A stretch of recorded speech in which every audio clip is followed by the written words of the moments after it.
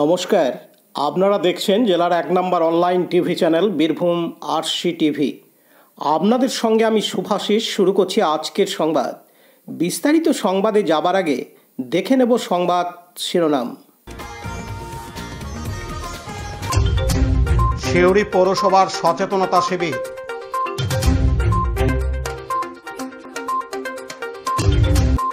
মৌমাছির আক্রমণে গুরুতর আহত দুবরাজপুরে।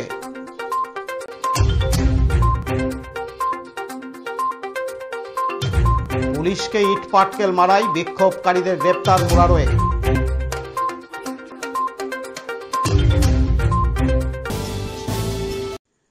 সিউড়ি পৌরসভার কমিউনিটি হলে একটি অনুষ্ঠানের মাধ্যমে সিউড়ি পৌরসভার ওয়ার্ডের মানুষদের নিয়ে সচেতনতা শিবিরের আয়োজন করা হয়।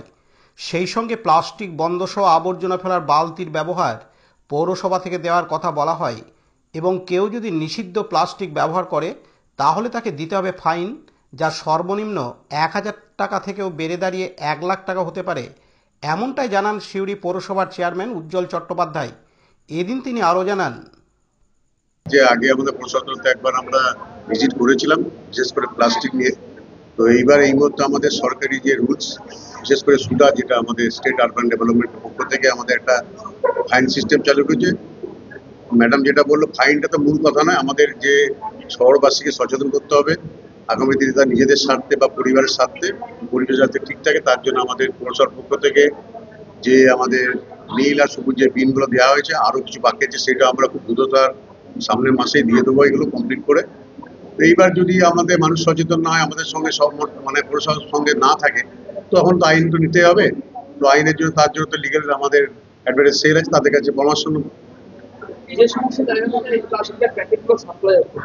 প্লাস্টিকটা তো আছে, তার সঙ্গে সঙ্গে মূল উদ্দেশ্য আমাদের যেটা দুটো বিন দিতে, আমাদের যেটা বললো ম্যাডাম, সারের ব্যাপারটা আছে। আমাদের যে ধাবা আছে এখান থেকে কিছুটা দূরে যেতে হয়, সেখানে আমাদের অলরেডি একটা কোম্পানি এখানে যুক্ত হয়েছে, তারা যে রাসায়নিক সার তৈরি করে তার জন্য প্রসেস চলছে, অলরেডি আমাদের কাজ স্টার্ট হয়ে গেছে। এইটা আমাদের একটা রুলস যেটা রয়েছে, প্রত্যেক মাসে আমাদের ক্যাটাগরি করেছে, খুব নিম্ন ক্যাটাগরি, মাসে কারো ১০ টাকা, কারো ৩০ টাকা, বড় মানে ১০০ টাকা। এটা খুব নিম্ন ক্যাটাগরি। যে আমাদের যে এনএস বা আমাদের নির্মল সাথী বা নির্মল বন্ধু যারা কালেক্ট করতে যায়, তার তো একটা সরকারি খরচ আছে। নিম্ন পরিষেবা যেটা হয় এইসবের জন্য এটা আমরা নিয়মাফিক আমরা ১ এপ্রিল থেকে আমরা ঠিক করেছি। হয়তো আমাদের একটা বড় একটা উৎসব আছে, এই উৎসব হয়তো ২-৪ দিনের মধ্যে হয়তো পারবো না, তার ফার্স্ট উইক থেকেই করেছি। হ্যাঁ, অলরেডি অভিযান চলবে। আমাদের ঘরে ঘরে যেটা আমাদের এনএস কর্মীরা আছে, তারা মানুষকে সচেতন করবে, বুঝাবে, লিফলেট দেবে। দেখুন, মানুষ অনেকবার আমরা বিভিন্ন ক্যাম্প করেছি, বিভিন্ন মাইকিং করেছি, সচেতন অভাব আছে। তো আগামী দিনে আমাদের শীর্ষ হচ্ছে আরেকবার অনুরোধ করবো যেন আমাদের সঙ্গে থাকে, তারপর নাইলে আমরা কঠোরতম বেশি আইন যেটা ছিল। এদিন এই অনুষ্ঠানে উপস্থিত ছিলেন সিউড়ি পৌরসভার চেয়ারম্যান ছাড়াও বীরভূম জেলা আইনি পরিষেবা কর্তৃপক্ষের সচিব নিরুপমা দাস ভৌমিক। এছাড়াও ছিলেন সিউড়ি পৌরসভার এক্সিকিউটিভ অফিসার উজ্জ্বল মিশ্র। অন্যদিকে দিন বীরভূম জেলা আইনি পরিষেবা কর্তৃপক্ষের সচিব নিরুপমা দাস ভৌমিক বলেন, সলিড ওয়েস্ট ম্যানেজমেন্ট রুলস 2016তেই লাগু হয়ে গেছে, কিন্তু দুর্ভাগ্যজনকভাবে আমরা এটা ভালোভাবে এখনো সব জায়গাতে ইমপ্লিমেন্ট করতে পারিনি। তারই একটা চেষ্টায় আজকে আমরা সলিড ওয়েস্ট ম্যানেজমেন্ট নিয়ে একটা লিগাল অ্যাওয়ারনেস ক্যাম্প করলাম সিউড়ি মিউনিসিপ্যালিটির সাহায্য নিয়ে। আমি চেয়ারম্যান স্যারকে অসংখ্য ধন্যবাদ জানাতে চাইছি। আজকে আমরা বিভিন্ন ওয়ার্ড থেকে 1-2 করে এনে আমরা একটু অ্যাওয়ারনেস করলাম যে আমরা ডিগ্রেডেবল, বায়োডিগ্রেডেবল এবং নন বায়োডিগ্রেডেবল যে আলাদা করে আমরা বালতিগুলো দেওয়া হয়েছে মিউনিসিপ্যালিটির তরফ থেকে, সবুজ বালতি এবং নীল বালতি, সেইগুলোতে কি করে কিভাবে কোন ময়লাটা কোন জায়গায় যাবে সেটা যেন সবাই একটু মেনে চলে, ফেলে, যাতে সরকারের পক্ষ থেকে এইটাকে রিসাইকেল করতে সুবিধে হয়। আমরা যাতে এইটাকে আগামী দিনে রিসাইকেল করে আমরা বিভিন্ন কাজে ব্যবহার করতে পারি। যেমন ধরুন, আমরা সার হিসেবে এইটাকে বানিয়ে আমাদের চাষি ভাই বোনদেরকে দিতে পারি, যাতে আমরা ভালো ফসল পাই এবং কোনো ধরুন নিচু জায়গাকে আমরা ফিল করতে পারি, ভরাট করতে পারি, বিভিন্ন কাজে বিভিন্ন প্রোডাক্ট আমরা বানাতে পারি। সেই সব রিসাইকেল যাতে আমরা ভালো করে করতে পারি, এই জন্য অ্যাট সোর্স, মানে একেবারে সোর্সে, যেখানে কিনা আমাদের ময়লাটা আসছে প্রতিটি বাড়ি থেকে, সেখান থেকে যদি আলাদা না করে ময়লাটা ফেলা হয়, সেইটা কিন্তু আমরা করতে পারছি না। সরকারের পক্ষ থেকে সেইটা করা খুবই মানে দুষ্কর হয়ে যাচ্ছে। তো সেটাই আজকের আমাদের মেন অ্যাওয়ারনেস ছিল। রিসাইকেল করাটা তো সরকারের দায়িত্ব, কিন্তু তার আগে যাতে একেবারে আলাদা করে দুটো বালতি যেটা দেওয়া হয়েছে, তারা যাতে সেইটা মেনে দুটো বালতিতে আলাদা আলাদা করে ময়লা ফেলে, এবং অবশ্যই যতটা সম্ভব প্লাস্টিকের ইউজটা একেবারেই না করে বা বন্ধ করে দেয়। বিভিন্ন দোকান থেকেও যাতে তারা যখন জিনিস সামগ্রী কিনছে, তারা যাতে প্লাস্টিক নেব না বলে, এবং দোকানদারও যাতে তার কাছে যাতে প্লাস্টিকটা নাই থাকে, যে তারা তাদের কাস্টমারদের সেই প্লাস্টিকের জিনিসগুলো দিচ্ছে। তো এর জন্য আমাদের একটু কঠোর হতে হয়েছে মিউনিসিপ্যালিটির পক্ষ থেকে। একটু আমাদের একটা ফাইন লাগু করতে চলেছে মিউনিসিপ্যালিটি 1 তারিখ থেকে, 1 এপ্রিল থেকে। তো সেটারও আজকে ঘোষণা আনুষ্ঠানিকভাবে করা হলো। ফাইনটা একটা মানে জাস্ট এমনি একটু দেওয়া, যাতে মানুষ আরো সতর্ক হয়।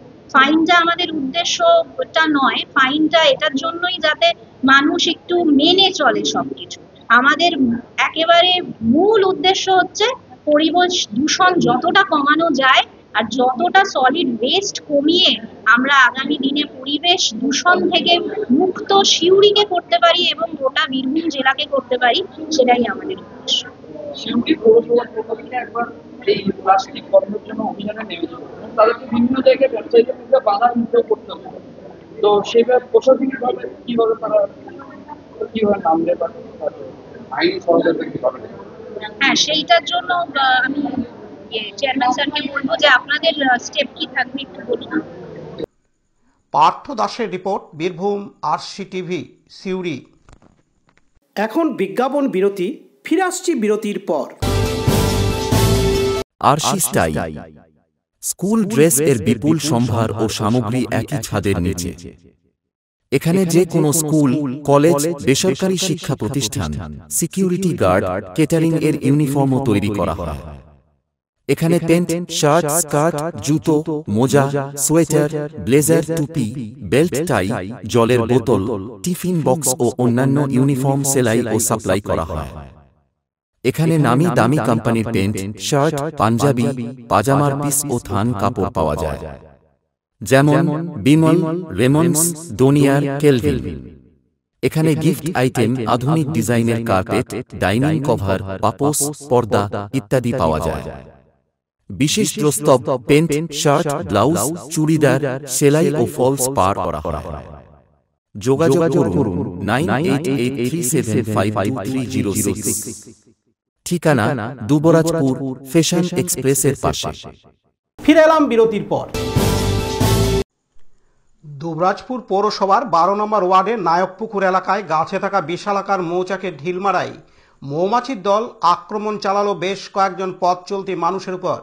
জানা গেছে প্রায় 3 থেকে 4 জন মৌমাছির আক্রমণে গুরুতর আহত হয়েছেন, যার মধ্যে দুবরাজপুরের হেতমপুর গ্রাম পঞ্চায়েতের কেন্দুলা গ্রামের বাসিন্দা কার্তিক চন্দ্র গড়াইয়ের পুত্র সোমনাথ গড়াইকে আক্রমণাত্মক কামড়ায় মৌমাছি।